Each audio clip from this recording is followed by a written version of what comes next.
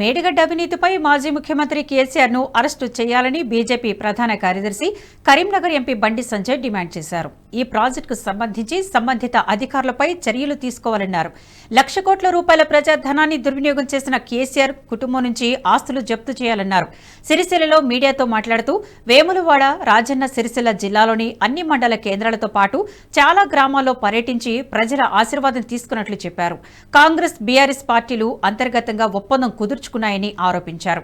కాంగ్రెస్ ఇచ్చిన 6 గ్యారెంటీలపై బీఆర్ఎస్ శాసనసభ వేదికగా ప్రశ్నించలేకపోతుందన్నారు. దేశవ్యాప్తంగా బీజేపీ 400 స్థానాలు గెలుచుకుంటామని ధీమా వ్యక్తం చేశారు.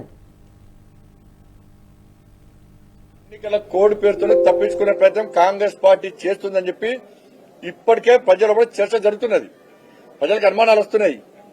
దీన్ని ప్రశ్నించాలి, అసెంబ్లీ వేదికగా ప్రశ్నించాలి బీఆర్ఎస్ పార్టీ ప్రశ్నించకుండా ఇవాళ కాళేశ్వరం పేరు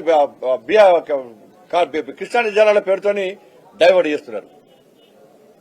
ఇవాళ బీఆర్ఎస్ పార్టీ అవినీతిని బయట పెడతాం, బీఆర్ఎస్ పార్టీని మేము తూర్పాల పడతాం, అది చేస్తాం, ఇది చేస్తామండి. కాంగ్రెస్ పార్టీ అన్ని ఆధారాలు ఉన్నప్పుడు కూడా బీఆర్ఎస్ పార్టీ ముఖ్యమంత్రి, గతంలో ముఖ్యమంత్రితో పాటు ఆయన కుటుంబం మీద చర్యలు తీసుకోవడానికి టైం పాస్ చేస్తున్నది.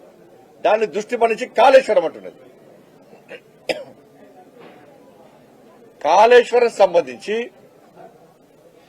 అక్టోబర్ 21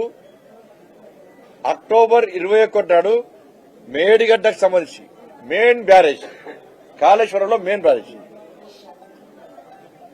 అక్టోబర్ 21 నాడు పిల్లలు కుంగిన తర్వాత, ఈ విషయం బయటకు వచ్చిన తర్వాత అక్టోబర్ 24వ తారీఖు నాడు national dam safety authority team వచ్చింది కేంద్రం నుంచి. వచ్చి ఇక్కడ విచారణ జరిపారు. ఇక్కడ రాష్ట్ర ప్రభుత్వం విచారణకు సహకరించకుంటే అక్టోబర్ 25వ తేదీ నాడు హైదరాబాద్ లో రాష్ట్రంలోని అధికారులతో సమావేశం ఏర్పాటు చేసి అన్ని వివరాలు సేకరించి, వాళ్ళు వివరాలు ఇవ్వలే, వీళ్లకు సంబంధించిన అనేక మందితో మాట్లాడి రాష్ట్ర ప్రభుత్వం సహకరించకుండా కూడా, అధికారులు సహకరించకుండా కూడా స్పాట్ ను విజిట్ చేసి అక్కడ లోపాలను గుర్తించడం జరిగింది. ఈ లోపాలకు సంబంధించి 20 అంశాలతో కూడినటువంటి ఒక నివేదిక తయారు చేసి ఇవ్వాలని చెప్పి రాష్ట్ర ప్రభుత్వాన్ని ఈ సేఫ్టీ అథారిటీ కోరింది. 20 అంశాలతో కూడిన నివేదిక ఇవ్వాలని చెప్పని. కానీ బీఆర్ఎస్ పార్టీ ప్రభుత్వం ఇవ్వలే. కేవలం 11 అంశాలకు సంబంధించి రిపోర్ట్ మాత్రమే ఇచ్చింది, అంశాలను మాత్రమే వివరించింది.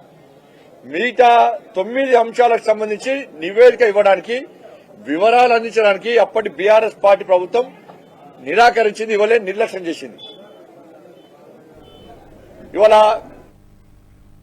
ఈ వీడియో మీకు నచ్చినట్టయితే లైక్ చేయండి, 10 మందికి షేర్ చేయండి. అలాగే కామెంట్ల రూపంలో మీ అభిప్రాయాలను మాతో పంచుకోండి. Nationalist hub group of channels ను సబ్స్క్రైబ్ చేసుకుని తెలుగునాట జాతీయవాద జర్నలిజాన్ని ప్రోత్సహించండి. ఈ వీడియో కింద ఉన్న బెల్ ఐకాన్ పై క్లిక్ చేయడం మర్చిపోవద్దు.